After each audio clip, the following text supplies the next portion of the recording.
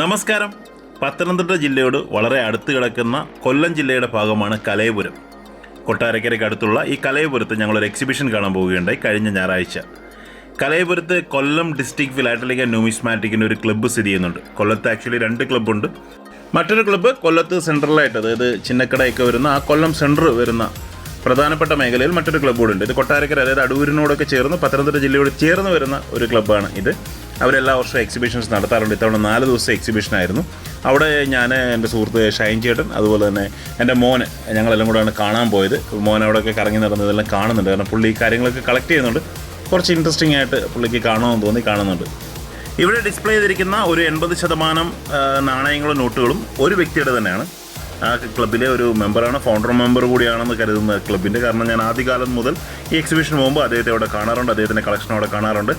നല്ല രീതിയിൽ പണ്ടുകാലം മുതലേ എക്സിബിറ്റ് ചെയ്തിരുന്ന ഒരു വ്യക്തിയാണ്. Pathanamthitta district philatelic and numismatic അസോസിയേഷനിലെ മെമ്പറായിരുന്നു. ഇപ്പോൾ കുറച്ച് നാളായിട്ട് അദ്ദേഹം അവിടെ വരുന്നില്ല. കാരണം ഇവിടെ എനിക്ക് തോന്നുന്നു അതേ ദിവസം തന്നെയാണ് ക്ലബ്ബ് പ്രവർത്തിക്കുന്നതെന്ന് തോന്നുന്നു. അപ്പോൾ ഇവിടെ ഈ വെച്ചിരിക്കുന്ന നാണയങ്ങളും നോട്ടുകളുടെയൊക്കെ ഒരു 80% അദ്ദേഹത്തിൻ്റെ കളക്ഷനാണെന്ന് നമുക്ക് മനസ്സിലാക്കാൻ സാധിച്ചു. കാരണം അവിടെയൊക്കെ പേരുകൾ എഴുതി വെച്ചിട്ടുണ്ട്. ഇതേ ദിവസങ്ങളിൽ തന്നെയായിരുന്നു കാലിക്കറ്റ് എക്സിബിഷൻ നടന്നിരുന്നത്. അതുകൊണ്ടായിരിക്കാം ഒരുപാട് ഡീലേഴ്സൊക്കെ അങ്ങോട്ട് പോയിട്ടുണ്ട്. ഇവിടെ ഒരു ഡീലർ മാത്രം, അത് അവിടെ ക്ലബ്ബിൽ മെമ്പറായിട്ടുള്ള ഒരു ആളുടെ മാത്രം സ്റ്റാളേ ഉണ്ടായിരുന്നുള്ളൂ. ഞാനതും ഈ വീഡിയോയിൽ കാണിക്കാം. ഇങ്ങനെയുള്ള കുറച്ച് കണക്കുകൾ, എത്ര രൂപ ചേരുന്നായിരുന്നു ഈ ഇത്ര ബ്രിട്ടീഷ് രൂപ, ഇങ്ങനെയൊക്കെയുള്ള കുറേ കണക്കുകളുടെ കുറേ ഡിസ്പ്ലേ ഫ്രെയിമുകളൊക്കെ ഇവിടെ വെച്ചിട്ടുണ്ട്. അതൊക്കെ വളരെ ഇൻട്രസ്റ്റിംഗ് ആയിട്ട് തോന്നി. കാരണം കുറേ നാളുകൾ എടുത്ത് പണിത് മെനക്കെട്ട് ചെയ്തിരിക്കുന്ന ഫ്രെയിമുകളാണ്. 16 ചേരുന്നതാണ് ഒരു രൂപ. അങ്ങനെയൊക്കെയുള്ള നമ്മൾ ഇന്നത്തെ സിസ്റ്റത്തിൽ അറിയാത്ത കുറേ കാര്യങ്ങൾ. അതുപോലെ തന്നെ ഈ കവടി കാശായിട്ട് ഒരു പണ്ട് നാണയ വ്യവസ്ഥയ്ക്ക് മുമ്പ് ഉപയോഗിച്ചിരുന്നതാണ് ഈ കവടി കാശ് എന്ന് പറയുന്നത്. അപ്പോൾ അതിനെക്കുറിച്ചുള്ളതും പിന്നെ കുറേ നോട്ടുകൾ, നമ്മൾ സാധാരണ റിപ്പബ്ലിക് ഇന്ത്യയിൽ വരുന്ന നോട്ടുകൾ. ഇത് ഗാന്ധിയുമായിട്ട് ബന്ധപ്പെട്ട്, മഹാത്മാഗാന്ധിയുമായിട്ട് ബന്ധപ്പെട്ട ഒരു തീമാറ്റിക് കളക്ഷനാണ് ഈ കാണുന്നത്. കുറേ നാണയങ്ങൾ, നോട്ടുകൾ, സ്റ്റാമ്പുകൾ, ഇങ്ങനെയുള്ള എല്ലാ സാധനങ്ങളും ചേർത്തിട്ട് ഒരു മഹാത്മാഗാന്ധിക്ക് വേണ്ടി ഡെഡിക്കേറ്റ് ചെയ്തിരിക്കുന്ന ഒരു ഫ്രെയിമാണ്. പിന്നെ പോളിമർ നോട്ടുകളുടെ ഒരു ഫ്രെയിം ഞാനിവിടെ കണ്ടു. കുറേ അധികം പോളിമർ നോട്ടുകളുണ്ട്. പിന്നെ A to Z രീതിയിൽ 1 from 1 country എന്ന രീതിയിൽ കളക്ട് ചെയ്തിരിക്കുന്ന കുറേ നോട്ടുകൾ. ജേക്കിന് ഇതിൽ പലതും വേണമെന്നൊക്കെ ഉണ്ടായിരുന്നു, എന്നോട് പറഞ്ഞു. എന്തായാലും വാങ്ങിച്ചു കൊടുക്കാൻ പറ്റില്ല, കാരണം അത് മറ്റൊരാളുടെ കളക്ഷനാണല്ലോ. പിന്നെ എനിക്ക് വളരെ ഇമ്പോർട്ടൻ്റ് ആയിട്ട് തോന്നിയ 2 സാധനങ്ങൾ, എൻ്റെ ലൈഫിൽ ആദ്യമായിട്ട് കാണുന്ന 2 സാധനങ്ങൾ ഞാനിതിൽ കാണിക്കുക. ഒന്ന്, ഈ കാണുന്ന വയർലെസ് ലൈസൻസ് ഞാൻ കണ്ടിട്ടില്ല. TV ലൈസൻസ് കണ്ടിട്ടുണ്ട്, റേഡിയോ ലൈസൻസ് കണ്ടിട്ടുണ്ട്. ഇദ്ദേഹത്തിൻ്റെ കളക്ഷനാണ് ഈ കാണുന്നതൊക്കെ തന്നെ. ഇദ്ദേഹത്തിൻ്റെ പേര് രാമചന്ദ്രൻ പിള്ള എന്നാണ്.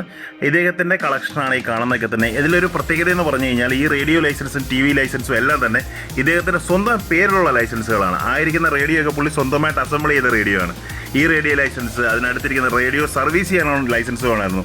അപ്പോൾ റേഡിയോ സർവീസ് ചെയ്യാനുള്ള ലൈസൻസ്, അതുപോലെ തന്നെ ടെലിവിഷൻ ലൈസൻസ്, വയർലെസ് ലൈസൻസ്, ഇതെല്ലാം അദ്ദേഹത്തിൻ്റെ സ്വന്തം പേരിൽ ഇഷ്യൂ ചെയ്തതാണെന്നുള്ളതാണ് ഒരു പ്രത്യേകത. കാരണം അദ്ദേഹം റേഡിയോ ഒക്കെ റിപ്പയർ ചെയ്യുന്ന ഒരാളായിരുന്നു. അദ്ദേഹം തന്നെ അസംബിൾ ചെയ്ത റേഡിയോ ആണ് അവിടെ ഇരിക്കുന്നത്.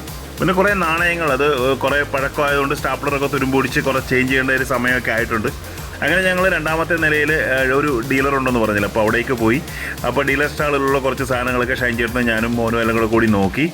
ഒരുപാട് ഐറ്റംസ് ഒന്നും ഇല്ല, എങ്കിലും ഞാനവിടെ 1-2 നോട്ടുകളൊക്കെ വാങ്ങിച്ചു. മോന് ഇന്ത്യൻ കറൻസികൾ വളരെ ഇൻട്രസ്റ്റ് ആണ്. അപ്പോൾ എനിക്ക് വേണമെന്നൊക്കെ പറഞ്ഞ് കുറച്ച് കറൻസികളൊക്കെ എടുത്ത് എന്നെ കാണിച്ചു. മാറ്റി വെക്കാൻ ഞാൻ പറഞ്ഞു. അത് ചിലതൊക്കെ വാങ്ങിച്ച്. ആ 50 രൂപ നോട്ടൊക്കെ നമ്മുടെ ആക്ച്വലി കുറേ ഉള്ളതാണ്. പിന്നെ ഇവിടെ ചെറിയൊരു പൈസയുടെ കൂടുതൽ കൊടുത്താൽ മതിയല്ലോ എന്ന് കരുതി അത് പറഞ്ഞാൽ UNC കണ്ടുകൊണ്ട് വാങ്ങിച്ചാണ്.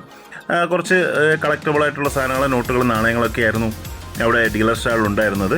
മോൻ പിന്നെ കുറേ സ്റ്റാമ്പുകളുമായിട്ട് ഒരിടത്തിരുന്ന് കുറേ സ്റ്റാമ്പുകൾ വേണമെന്ന് എൻ്റെ അടുത്ത് പറഞ്ഞു. കുറച്ചൊക്കെ വാങ്ങിച്ചു കൊടുത്തു. പിന്നെ കുറച്ചൊക്കെ വാങ്ങിച്ചു കൊടുക്കാത്തതിൻ്റെ പിണക്കത്തിൽ അവിടെ ഇരിപ്പുണ്ട്. ഇതിൽ ഒരു 10ഓളം സ്റ്റാമ്പ് ഷീറ്റുകൾ വാങ്ങിച്ചു കൊടുത്തു. വീഡിയോ കണ്ട എല്ലാവർക്കും ഒരുപാട് നന്ദി. Thank you very much.